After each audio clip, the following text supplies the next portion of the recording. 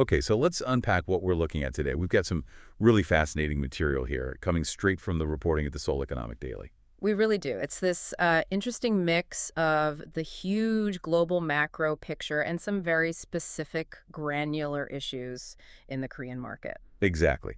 So our mission today is to really distill what all this means for you, whether you're focused on that big international growth story or, domestic stability and structure. And we have to start with the ultimate tech bellwether right now, NVIDIA.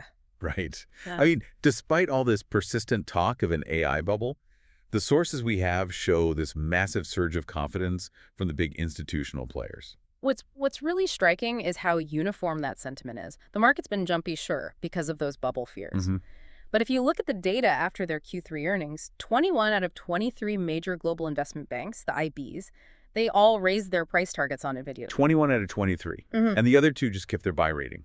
Exactly. It's a near unanimous vote of confidence. And that has dramatically shifted the whole consensus.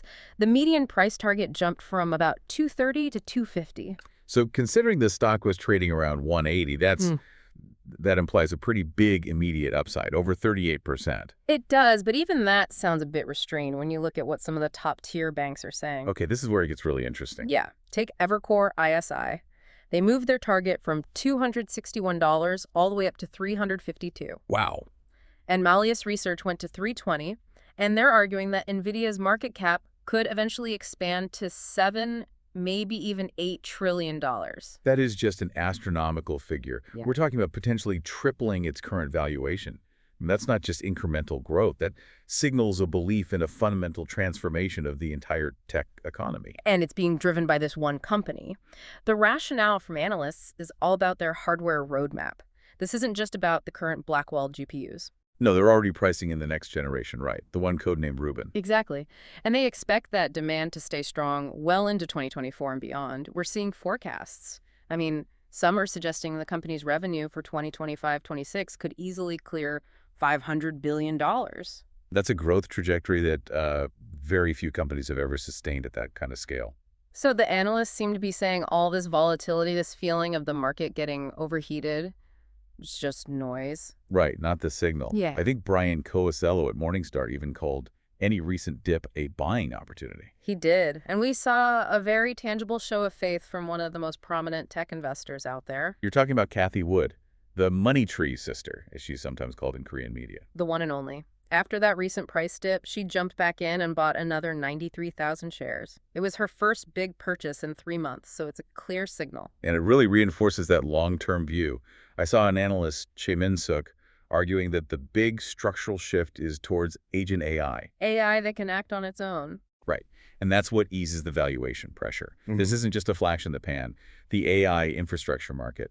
By the 2030s, it's predicted to be around $3 to $4 trillion a year. And in that world, NVIDIA is seen as the optimal, maybe even unavoidable choice to power it all. So while global investors are looking at that exponential growth, let's pivot. Let's look at a really challenging structural issue right here in the Korean domestic market. Specifically, companies trying to move up from the K-State-Co to the bigger Conti SPI market. The big headline here is Altiagen.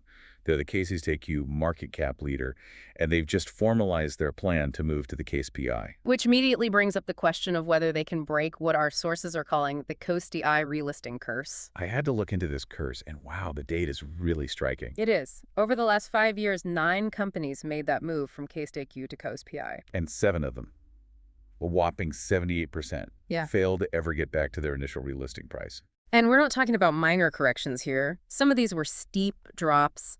PI, Advanced Materials, POS, GoDX. Their stock prices fell by half or even more. And others like MCNX, LX Semicon, they saw declines of 30 to 40%. It's a huge risk for any company making that jump. The pattern is almost always the same, isn't it?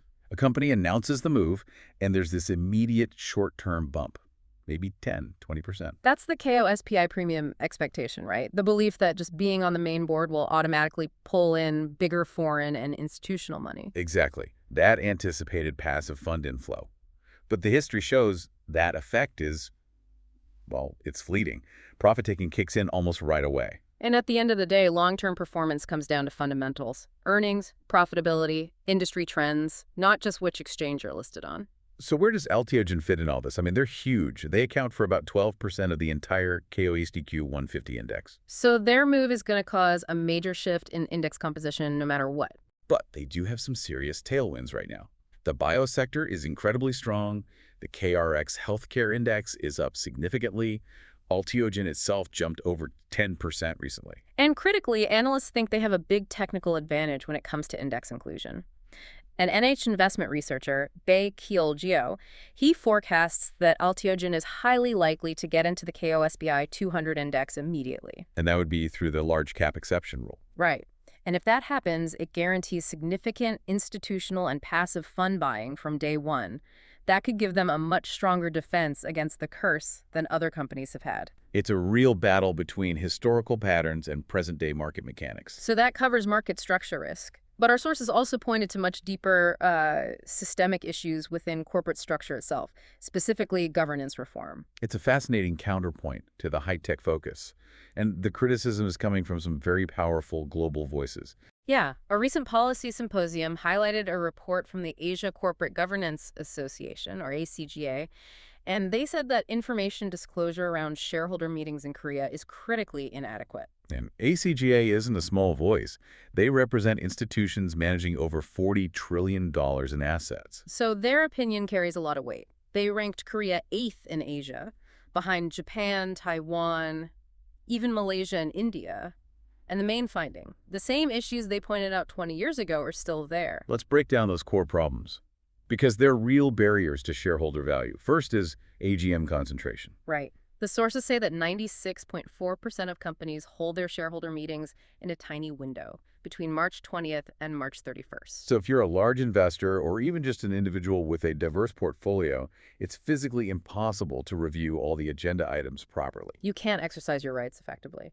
Then there's the second issue, this idea of mismatched voters. This is where the record date for who gets to vote is set way back at the end of the fiscal year. But the stock is trading every single day. So you get this huge mismatch between who owned the company then and who owns it now when the meeting is actually happening. And the third one, which really impacts every investor, is what the report calls surprise dividends. I mean, it's incredible. The dividend decisions are often announced after the deadline for shareholders to propose new agenda items has already passed. So you're forced to vote on the company's entire plan without knowing how or if profits are going to be returned to you.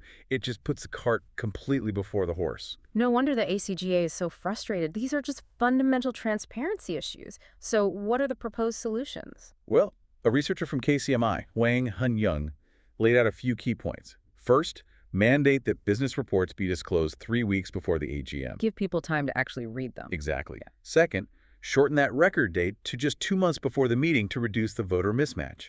And third, this is critical, mandate that dividend info is disclosed 6 weeks before the meeting. So you have the information you need before you vote. Precisely. And we have a good model to look at nearby. Taiwan has been really aggressive on this. They have. Mandatory electronic voting, requiring English materials for all listed companies to attract foreign capital. And they link performance incentives directly to governance scores. It shows that real legislative mandates, not just hoping for voluntary changes, are what create real cultural shifts. Okay, so from structural problems, let's turn to our final area radical technological solutions, specifically how AI is being deployed to protect financial consumers. This is a really exciting one. Shin Young Securities has launched an industry-first AI agent-based system to monitor for mis-selling. It's a huge change in thinking. It's about moving from punishment to prevention. The old system was basically just a keyword search, right? If a salesperson said principal guarantee, an alarm would go off. Simple, but also really easy to get around with clever wording. This new AI is different. It analyzes the context, the entire flow of the conversation to spot the risk. Can you give us an example of how that contextual analysis actually works? Because that's the real leap. Sure. So the AI picks up on nuance. For instance, if a customer asks something like, so if I invest this money, I'm guaranteed to get it back, right? Ah, okay. The old system wouldn't flag that because this salesperson didn't use the forbidden phrase. Exactly. But the new AI understands the context. It knows the customer is asking for confirmation of an implied guarantee, and it flags that conversation immediately for a human to review. And the huge advantage here is scale. You can now analyze every single call transcript, not just a random sample. Which is how you move from being reactive investigating after someone has already lost money to being preventative.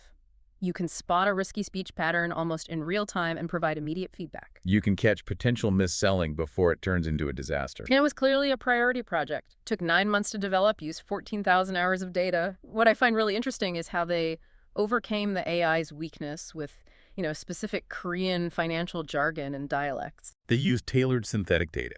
Basically, they trained the AI specifically on complex Korean financial terms and regional speech patterns. The whole project was driven by a CEO mandate to prioritize consumer protection over costs. And the industry is definitely paying attention. The sources say 6 or 7 other major firms and banks are already asking about adopting the system. Xinjiang isn't stopping there either. They're planning to expand into internal knowledge chatbots, automated news summaries, right in their trading app. That whole shift in mindset, seeing consumer protection not as a compliance burden, but as a core technology opportunity, that's significant. It suggests AI could actually help solve some of the deep-seated trust issues in finance. Absolutely. This deep dive has really spanned the extremes today, from the $7 trillion dreams of global tech to the painful lessons of domestic relisting. And from decades-old governance problems to cutting-edge AI solutions that are happening right now. We've covered the soaring confidence in NVIDIA's investment outlook, the structural challenge of Altiagen's KOSPI relisting, the urgent need for corporate governance reform, and the innovative use of AI for financial consumer protection. And I think the ultimate question these sources raise for you, the listener, is this. As technology fundamentally rewrites the rules of how money moves and how companies are built, can the world's financial structures, especially in markets like Korea, reform themselves fast enough to keep up? That is definitely something worth mulling over. We hope this deep dive into the source material has been a valuable reference for your own investment decisions. Thank you for joining us.